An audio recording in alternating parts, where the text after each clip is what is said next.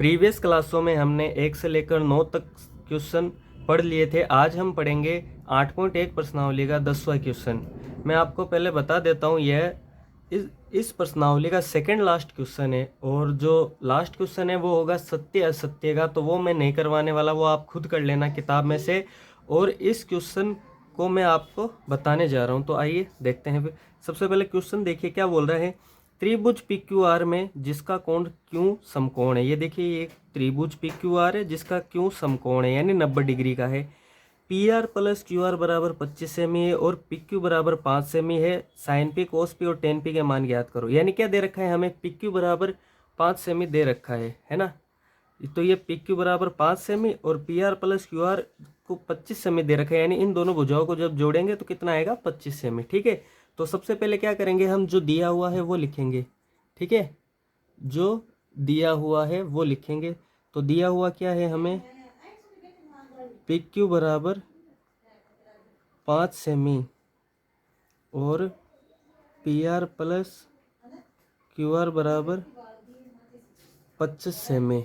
अब हमें देखो क्या दे रखा है, सिर्फ PQ का मान दे रखा है, QR और PR का मान तो दे ही नहीं रखा।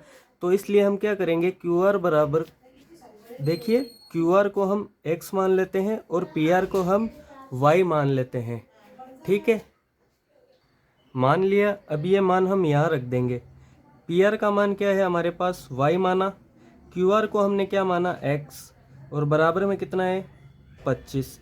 ठीक है, अब ये x को बराबर के उस साइड में भेज दो, तो ये क्या हो जाएगा, 25 माइनस x। तो हमारे पास y का मान आ गया, कितना है y का मान, 25 माइनस x, यहाँ लिख देंगे। ठीक है, अब हम लगा देंगे पाइथागोरस प्रमेय। किस में, त्रिभुज PQR में पाइथागोरस प्रमेय से। ये आप लिख लेना, मैं डायरेक्ट प्रमेय लगा रहा हूँ। पाइथागोरस प्रमेय क्या होती है, पाइथागोरस प्रमेय, कर्ण स्क्वायर बराबर आधार स्क्वायर प्लस लंब स्क्वायर, यही तो प्रमेय होती है, हम पढ़ते आ रहे हैं। कर्ण का मान कितना है, जो 90 डिग्री के सामने होती है वो कर्ण होती है, कितना है, 25 माइनस x का होल स्क्वायर बराबर आधार कितना है, x माना है इसको, लंब कितना है, 5 का होल स्क्वायर। अब यहाँ देखो a माइनस बी का होल स्क्वायर, क्या a माइनस बी का होल स्क्वायर का सूत्र लग रहा है, तो लगा देंगे हम। क्या होता है, a स्क्वायर कितना होगा, ये 625 प्लस बी स्क्वायर माइनस का 2ab यानी 50x, और ये क्या होगा, x स्क्वायर प्लस 25, इन दोनों का भी स्क्वायर खोल दिया हमने। ठीक है,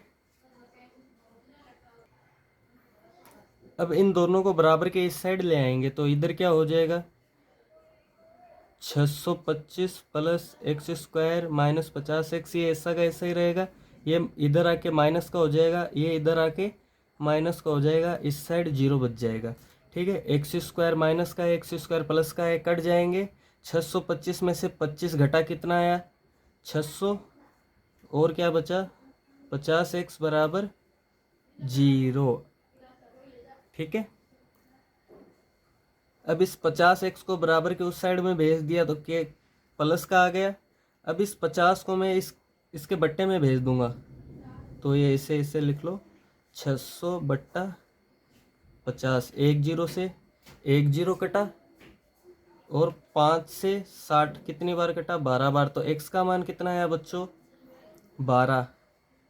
ठीक है, और चित्र में देखिए एक बार, चित्र में देखिए हमारे पास x किसका मान है, QR का, QR ही तो है x हमारा। ठीक है, तो हम लिख देंगे अतः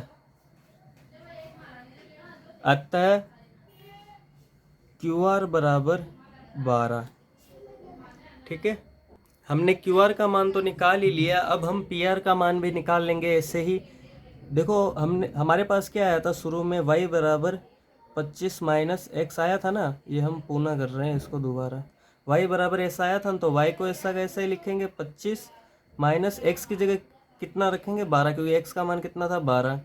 तो y बराबर कितना बचा, 5 माइनस 2 यानी 3, 2 माइनस 1 13, यानी y बराबर 13 और वाई किसको माना था हमने, पी आर बराबर माना था।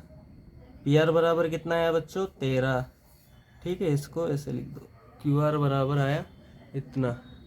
ठीक है, एक सेकेंड, हाँ अब ठीक है।